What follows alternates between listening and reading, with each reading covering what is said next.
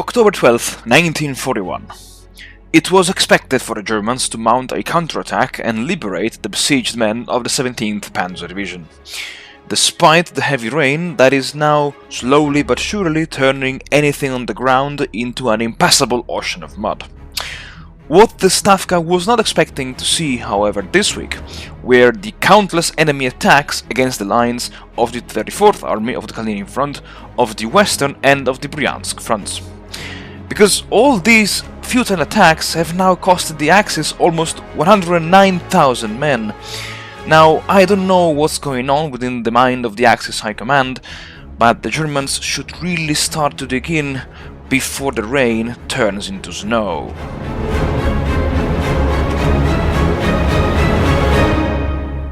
Howdy folks, welcome back to the channel and welcome to a new turn and welcome to a new episode of War in the East 2, the online game challenge. And let's say, as expected, the Germans launched a rescue operation to relieve the besieged troops of the 17th Panzer Division from the pincers of the Red Army, because of the of the relatively still acceptable weather conditions, because while this week is still, let's say, raining, as you can see, the heavy mud is only present in the very northernmost regions of the Soviet Union and of course of Norway and of the Finnish front.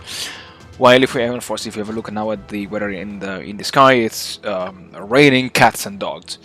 And next week, the heavy rain, let's say, intensifies, as well as the cold arrives on the area around Arkhangelsk, I think. No, these are the Urals, so it makes sense that it's cold. But this is the area around like Onega, I think. So I mean, hopefully next turn the entire battlefield will be flooded with heavy mud, because this is what I need to consolidate my lines and catch some long and intense breaths. And before the arrival of the heavy mud, what I want to do is to once again trap the 17th Panzer Division behind the enemy lines. Behind my lines, to be honest.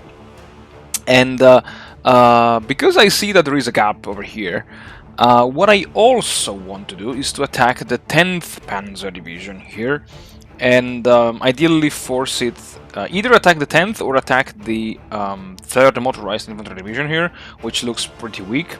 And then I would like to isolate also the 4th Panzer Division here, because it's tempting. It's really tempting to encircle, besides the Grossdeutschland, which now it's really sealed. Its fate has been sealed.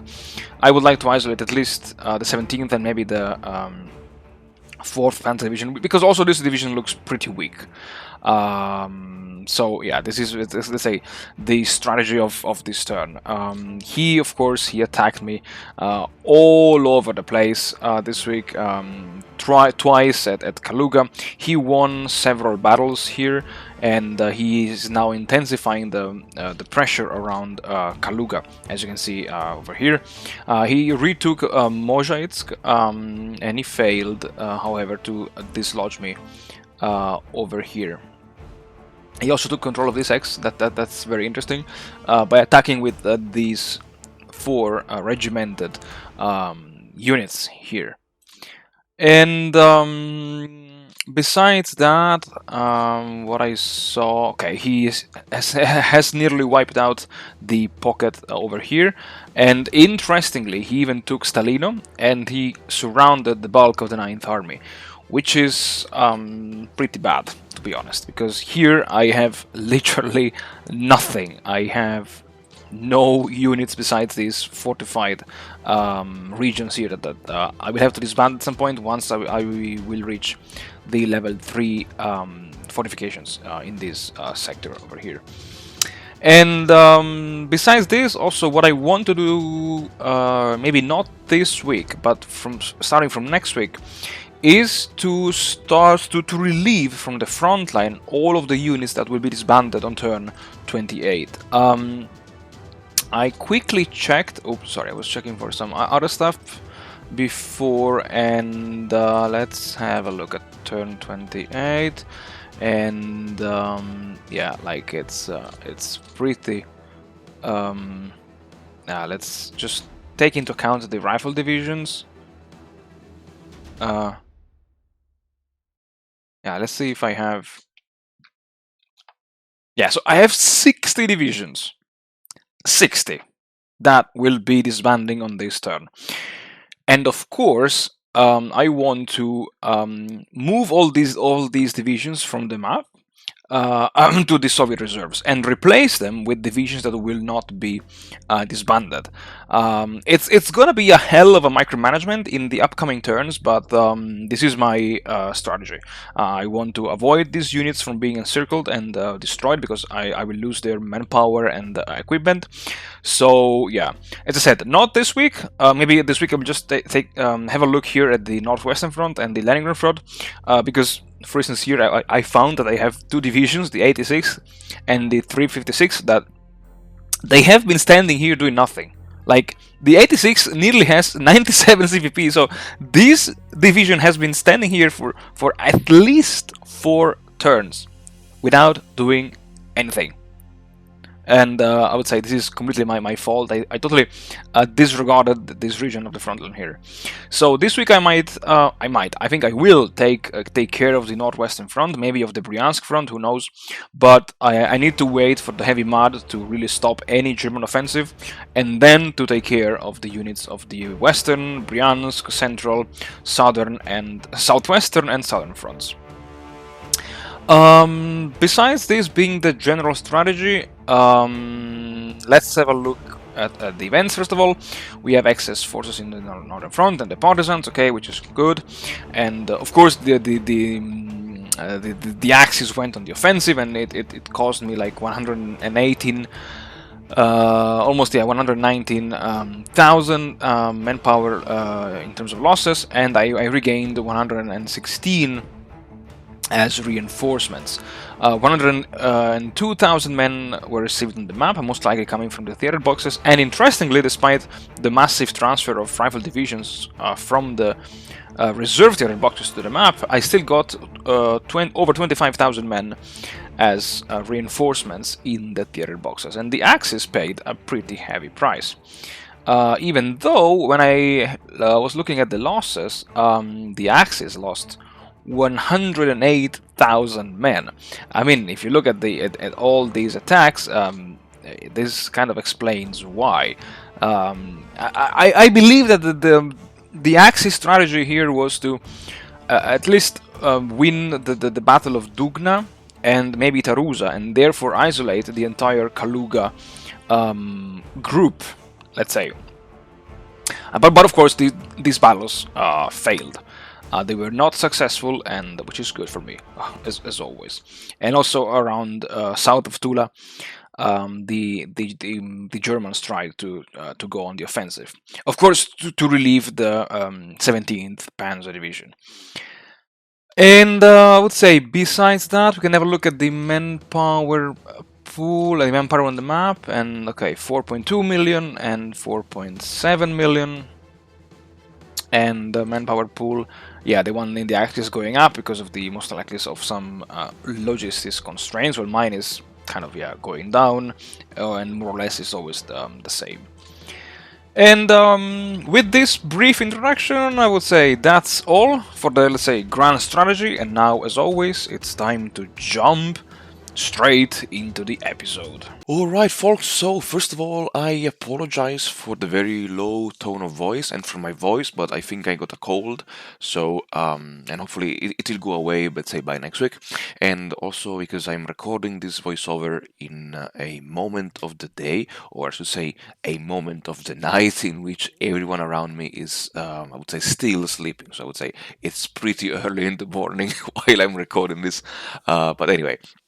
So as I am, let's say, moving around my units of the Leningrad and the northwestern and Kalinin and western fronts, I wanted to say a couple of things. First of all, I was really surprised by the attacks that my opponent launched against, I would say, many sectors of the front. I understand that he's most likely, or he's definitely, let's say, desiring to close the Kaluga pocket, or at least create just a one hex corridor so that he could exert some zone of control, and or maybe even seal the encirclement in the upcoming turns.